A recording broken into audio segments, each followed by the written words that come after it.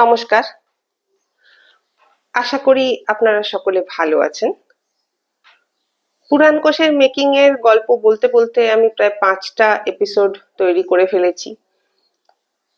আর বেশি বাকি নেই, কারণ বলার মতন খুব বেশি কিছু আর পড়েও নেই। যদিও আপনারা জানেন আরো প্রায় 8 বছরের ঘটনা, 7 বছরের ঘটনা এর মধ্যে রয়েছে। তা আমি খুব সংক্ষেপেই বলার চেষ্টা করব। আমরা আগের দিন যেখানে শেষ করেছিলাম, 2016 সালের শেষে আমাদের দপ্তর বদলের কথা বলছিলাম। 2016 সালের শেষে আমাদের অনেক কিছুই নতুন হলো। নতুন দপ্তর, নতুন দপ্তরের নতুন আসবাব, নতুন পরিবেশ এবং নতুন বস।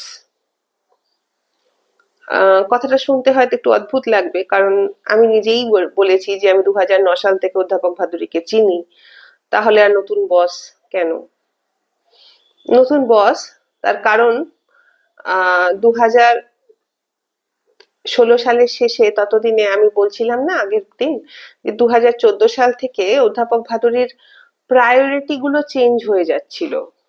তিনি তার পুত্র পুত্রবধূ এবং তাদের যে রিসার্চ ফাউন্ডেশনে তারা কাজ করছিল, এই জিনিসগুলো নিয়ে ব্যস্ত বেশি হচ্ছিলেন। তার অন্য অনেকগুলো নতুন রিসার্চ প্রজেক্ট সেখানে শুরু হচ্ছিল, এবং যেহেতু সেগুলোতে উনি আমাকে জুড়ে দিতে চেয়েছিলেন, কিন্তু আমি নিজেই সময়াভাবে, মানে পুরাণ কোষের কারণে সময়াভাবে যোগ দিতে পারিনি।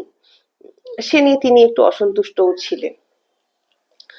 যাই হোক, পুরাণ কোষ ততদিনে তার দ্বিতীয় খণ্ডের কাজ পুরোদমে চলছে, এবং আমরা যখন নেতাজি ইনস্টিটিউটের 3 তলায় এলাম, তখন আমাদের যাকে বলে প্রজেক্টের ফান্ড, তার করুণ অবস্থা,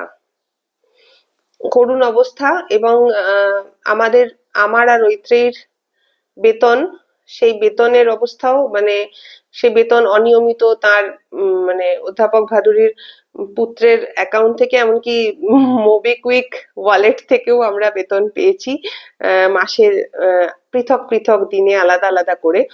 এবং তখন আমি একটা জিনিস বুঝেছিলাম যে পুরাণ কোষের অবশিষ্ট ফান্ডটুকু, পুলোমা চলে যাওয়ার পরে অবশিষ্ট ফান্ডটুকু উনি বোধহয় ওই রিসার্চ ফাউন্ডেশনে এক প্রকার বাধ্য হয়েই ঢেলেছিলেন।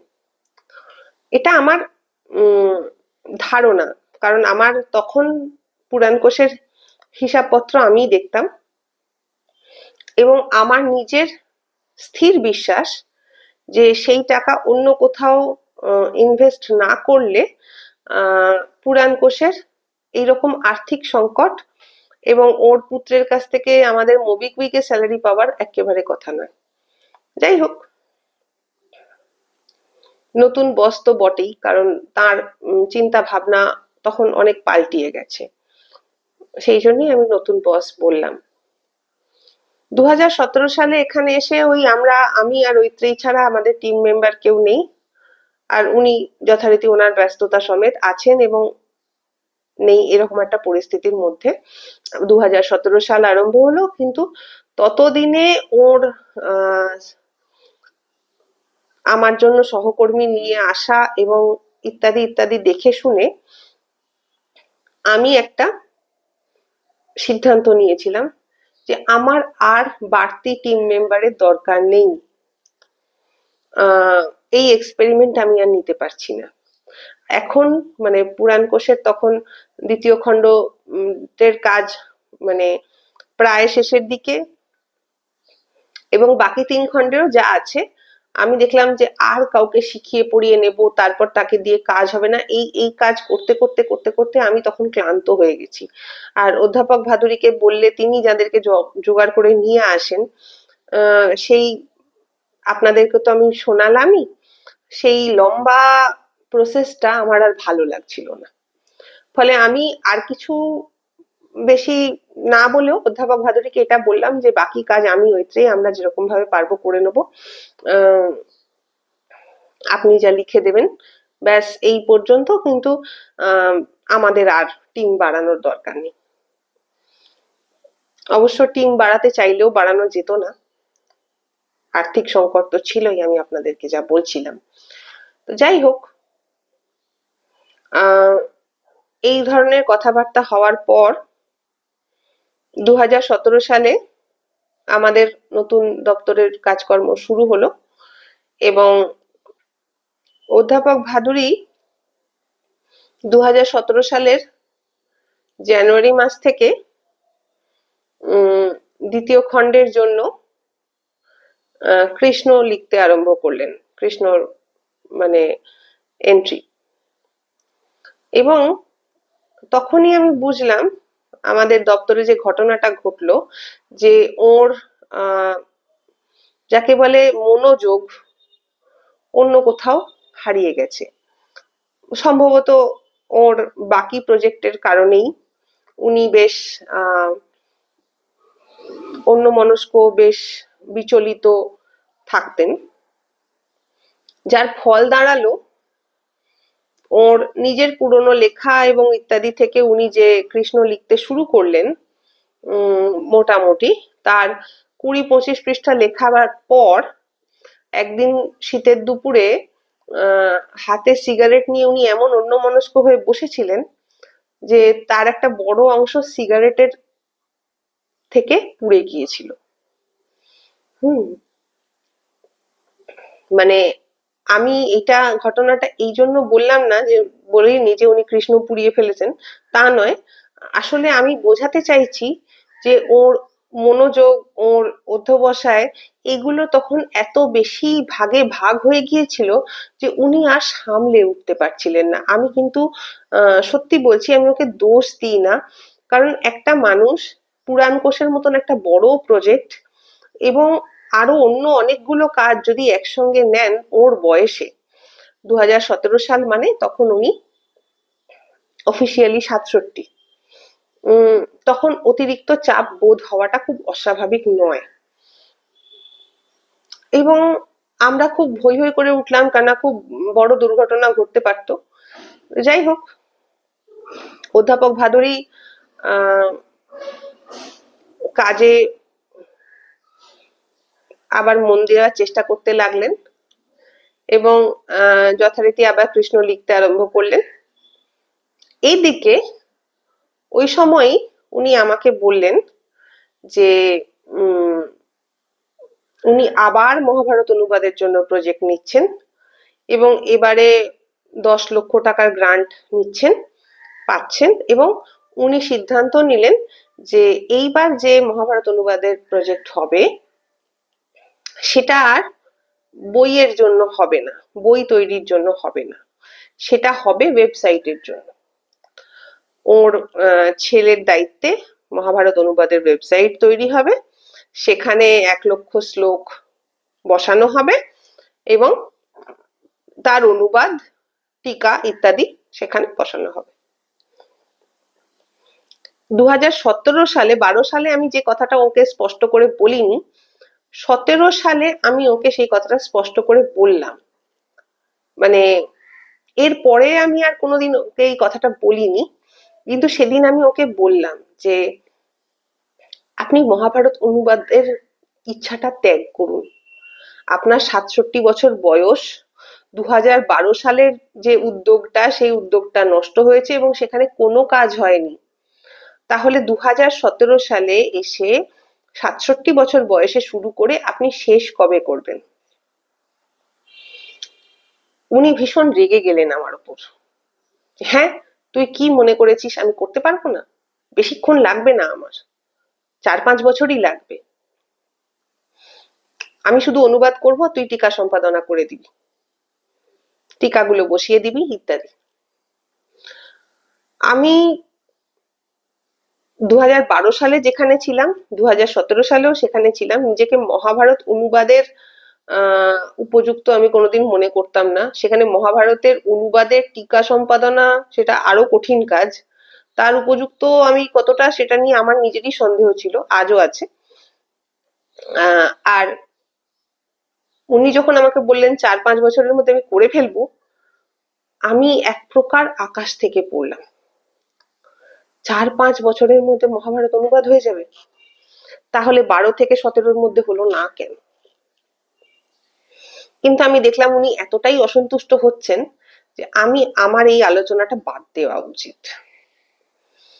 আমি বাদ দিলাম। আমি ওর সঙ্গে এই বিষয়ে আর কোনো আলোচনা করিনি।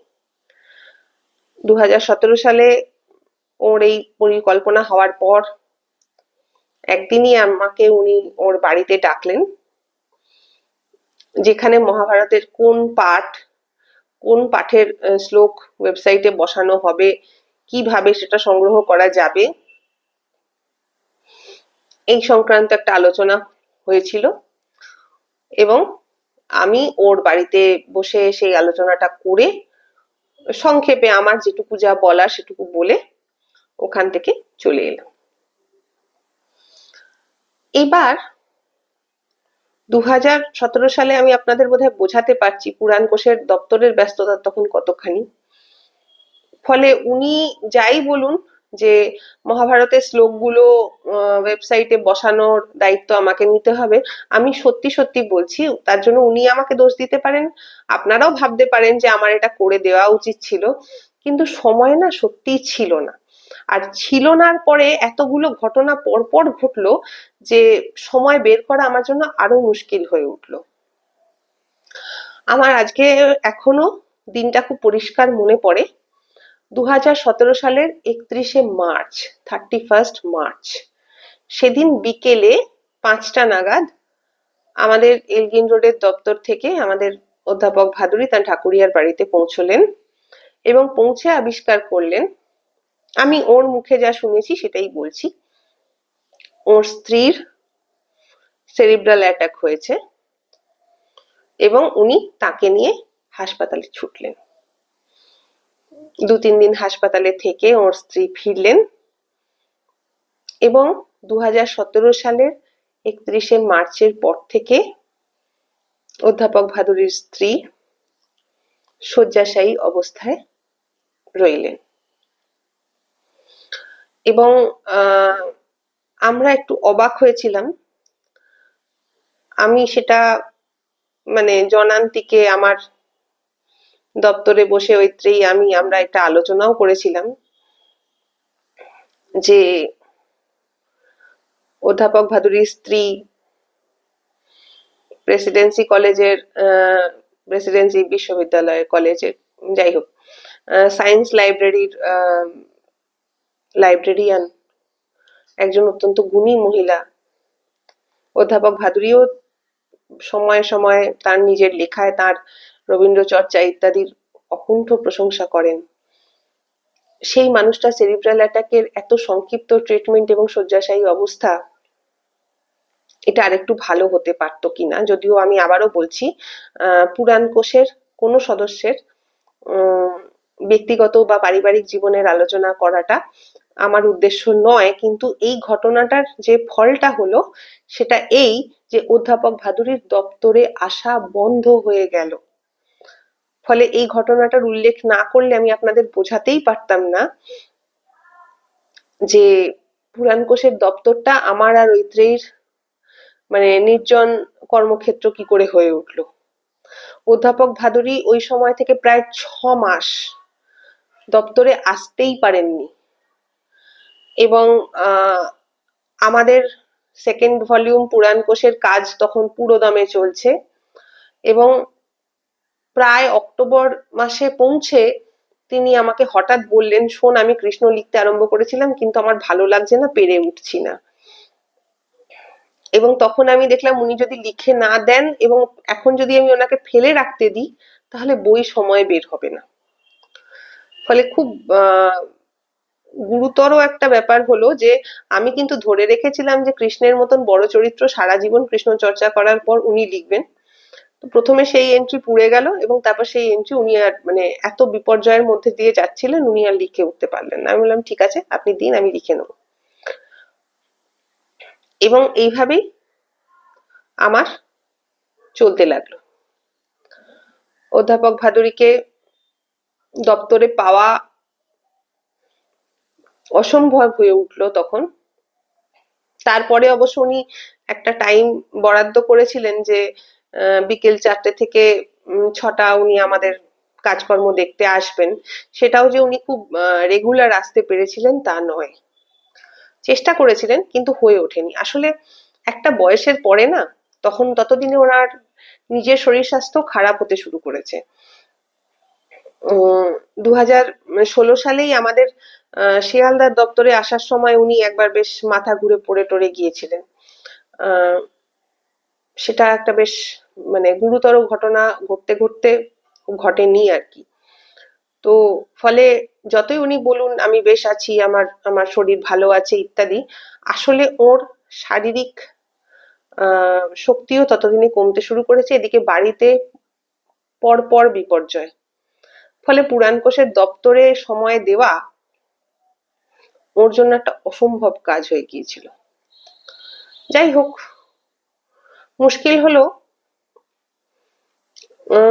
মানুষ যখন এরকম বিপর্যয়ের মধ্যে দিয়ে যায় এবং ওর মতন সেলিব্রিটি মানুষ তখন না একটা কথা সোচ্চারে বলে উঠতে পারে না, সেটা হচ্ছে আমি পারছি না। মানে রিসার্চ ফাউন্ডেশনের প্রজেক্ট, পুরাণ কোষের লেখা, বাড়িতে অসুস্থ স্ত্রী এবং আরো সব মিলিয়ে, এবং ওনার তখন সরকারি নানা কাজে ওনার ব্যস্ততা তখন চরমে। এই পারছি না শব্দটা বলতে উনি যদি পারতেন এবং বেশ কিছু জায়গা থেকে যদি অব্যাহতি তখনই নিতেন, আমার মনে হয় ভালো হতো। যাই হোক, এইরকম পরিবেশের মধ্যেই 2017 সালে আমরা পুরাণ কোষের দ্বিতীয় খণ্ডের কাজ শেষ করার উদ্যোগ নিলাম, যদিও এই ডামাডোলে একটু পিছিয়ে গেল। এবং 2018 সালের পুরাণ কোষের দ্বিতীয় খণ্ড প্রকাশিত হলো রবীন্দ্র জয়ন্তীর দিন। রবীন্দ্র জয়ন্তীর দিন অফিসিয়ালি, আসলে তার আগের দিনেই আমরা দ্বিতীয় খণ্ড হাতে পেয়েছিলাম। যাই হোক, তার আগে এখানে আরো একটা ঘটনা ঘটলো, সেটা হলো আমাদের নেতাজি ইনস্টিটিউট ফর এশিয়ান স্টাডিজে আমাদের দুজনের একটা অন্য রকমের ব্যবস্থা হলো। এখানে একটা ইন্ডোলজিক্যাল রিসার্চ উইং তৈরি হলো।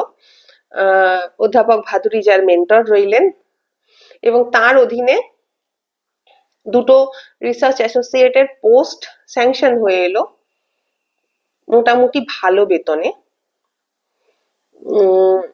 কারণ তার আগে আমাদের বেতন যথেষ্ট কম ছিল, এবং একটা সময়ের পরে তো অর্থকরীভাবে ভাবতেই হয় যে জীবন এভাবে এত কম টাকায় কি করে চলবে। তো সেই সমস্যাটার একটা সমাধান হয়ে এলো, এবং তাতে Netaji institute for Asian studies এর যিনি ডিরেক্টর সুরঞ্জন দাস, তার একটা বড় ভূমিকা ছিল।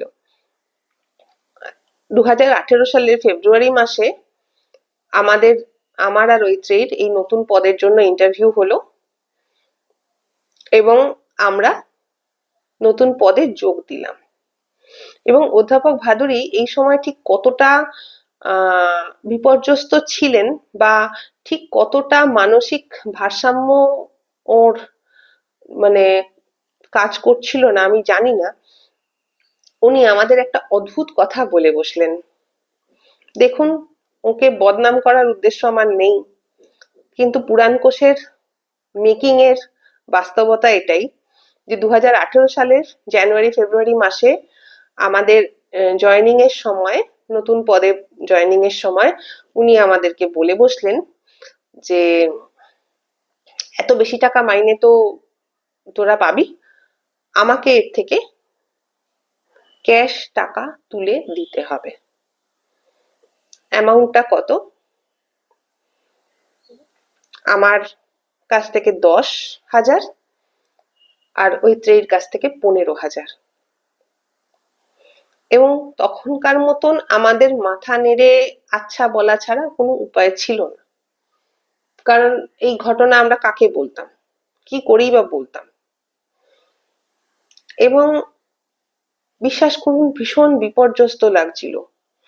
মনেও হচ্ছিল যে এখানে আমি বসে করছিটা কি। বোধহয় তখনই আমার পুরাণ কোষের দপ্তর ছেড়ে দেওয়ার মানে মানসিকতাও তৈরি হয়ে গিয়েছিল। আমাকে যেটা আটকে রেখেছিল সেটা হচ্ছে পুরাণ কোষের মতন সন্তানের মায়া। নইলে এই বিপর্যয়ের মধ্যে বসে কাজ করা বেশ শক্ত। ফলে অধ্যাপক ভাদুরীর সঙ্গে আমাদের সম্পর্কের কিঞ্চিত অবনতি হলো। 2 মাস আমরা নীরবে ওকে ওর চাহিদা অনুযায়ী টাকা দিলাম, এবং তারপর পুরাণ কোষের দপ্তরের এই ঘটনার আঁচ আমরা আমাদের ইনস্টিটিউটের ডিরেক্টর সুরঞ্জন স্যারের কাছে গিয়ে ফেলতে বাধ্য হলাম। তাকে আমরা সবিস্তারে জানালাম, এবং আমাদের পুরাণ কোষের 2য় খণ্ড যে 8ই মে প্রকাশিত হচ্ছিল, সেই দিনেই এই পুরো ডামাডোলটাও আমাদের দপ্তরে হচ্ছিল, যে অধ্যাপক ভাদুরী, আমরা সবাই উপস্থিত আছি, এবং সুরঞ্জন স্যার এসে বলছেন যে তুমি ওদের কাছ থেকে এভাবে টাকা নিও না। সেটা একটা ভয়ঙ্কর পরিস্থিতি। মানে সেটা আমি যত সহজে আপনাদেরকে বলছি না, এত সংক্ষেপে, পরিস্থিতিটা এতটাই কঠিন ছিল, মনে হচ্ছিল আমারই বোধহয় মানে একটা কোনো অসুস্থতা তৈরি হয়ে যাবে। আমি এতটাই মানসিক চাপের মধ্যে দিয়ে যাচ্ছিলাম। এবং অধ্যাপক ভাদুরী সেটা মানতে বাধ্য হলেন, এবং অবশ্যই তার ব্যবহারের মধ্যে যে শুষ্কতা, যে রূঢ়তা এসে পড়লো তারপর আমাদের ওপর, বিশেষ করে আমার ওপর। কারণ ঐত্রেয়ীর সঙ্গে উনি কতটুকুই বা কথা বলতেন। ঐত্রেয়ীর কাজের দেখভাল তো আমাকেই করতে হতো। সেটা সেটা বড় বড় কষ্টের, সেটা বড় বেদনার, সেটা এতটাই যন্ত্রণার যে আগের দিন আমি ভিডিও শেষ করার সময় বোধহয় আপনাদেরকে বলেছিলাম যে এর পরের ঘটনা শোনাবার জন্য আমার নিজেরই একটু মানসিক প্রস্তুতির দরকার। তো এই রকম চরম অবস্থার মধ্যে পুরাণ কোষের 2য় খণ্ড 8ই মে প্রকাশিত হলো 2018 সালে, এবং ততদিনে এইটুকু তো পরিষ্কার যে পুরাণ কোষের দপ্তর ছেড়েই বা আমি কোথায় যেতাম। যদি আমি চলে যেতাম তো ততদিনে এই দপ্তরের যা অবস্থা, প্রজেক্ট বন্ধ হয়ে যেত। মানে পুরাণ কোষের মতন একটা এত ভালো কাজ মাঝ রাস্তায় শেষ হয়ে যেত। 2, চাকরি অন্যত্র পাবো বললেই তো সহজ নয়। 3, এত বড় একটা কাজ শুরু করে শেষ করব না, তাহলে আমি হেরে যাব না? পরবর্তীতে আমার বায়োডেটাতে, আমার সিভিতে কি লিখবো? যে আমি কাজটা শেষ করে আসিনি? তার কারণ অধ্যাপক ভাদুরীর সঙ্গে আমি মানিয়ে চলতে পারছিলাম না, এরকম এরকম ঘটনা ঘটেছে, এগুলো কি সিভিতে লেখা যায়? তখন আমি দেখলাম যে পুরাণ কোষের দপ্তর, এখানকার টিম মেম্বার, এবং অধ্যাপক ভাদুরীকেও আমি আমার বড় ছেলেই তো বলতাম। সবকিছুর মাঝখান থেকে আমি দেখলাম আমার প্রায়োরিটি পুরাণ কোষ। এখানে কি ঘটছে, কি বিপর্যয় ঘটছে সেগুলো একদিকে, অধ্যাপক ভাদুরীর সঙ্গে আমার কথা কাটাকাটি হচ্ছে কিনা, তার সঙ্গে আমার মানে যাকে বলে মত পার্থক্যের জায়গাগুলো একদিকে, যেটা শিয়ালদার দপ্তরেও সম্পর্কেও আমি আপনাদের বলেছিলাম যে সেগুলোর আঁচ আমি পুরাণ কোষে পড়তে দিইনি, এবং এখানেও আমি স্থির করলাম যা হবে হবে, কিন্তু আমি পুরাণ কোষ শেষ করবই করব। তখন আমার জেদ চেপে গেছে যে আমি পুরাণ কোষ শেষ করবই। তো এইভাবে আমাদের 2য় খণ্ড পর্যন্ত প্রকাশিত হলো, এবং 3য় খণ্ডের কাজ আমরা শুরু করলাম, এবং পরবর্তী বেশ কয়েক বছর, মানে 2024 অগাস্টে শেষ খণ্ড প্রকাশ পর্যন্ত আমাদের দপ্তর মোটামুটি এরকম একটা চাপের পরিবেশেই চলছিল। যাই হোক, অতি সংক্ষেপে সেগুলোও আমি আপনাদের বলবো, কারণ পরবর্তী 3 খণ্ডের প্রকাশের গল্প না বললে তো গল্পটা অসমাপ্ত থেকে যাবে। কিন্তু পরে একদিন বলবো। আজ থাক। আপনারা সকলে ভালো থাকবেন, সুস্থ থাকবেন। সঙ্গে থাকবেন। নমস্কার।